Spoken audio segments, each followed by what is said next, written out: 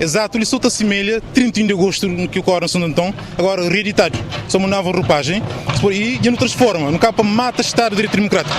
Estado de Direito Democrático demora hoje. E prova isso hoje não inverte valores, em vez de Estado de Direito é um Estado policial.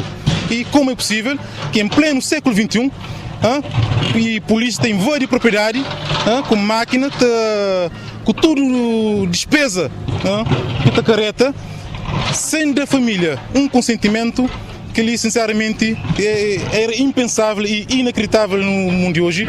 Nunca está braço a braço e não está denuncia a situação mesmo a nível internacional. E vergonhosamente ninguém que traz explicação e polícia, chefes de quadro de Santa Cruz, não tem interrogá-lo se tem algum mandato judicial nesse sentido, está falando não, mas tem uma ordem superior. Mas o que significa ordem superior? Modo que não emite uma providência cautelar no tribunal desde mês de maio, que tem decisão e não denuncia, ameaça entra na propriedade e hoje também consome entrar. Isso é grave, sem que o tribunal e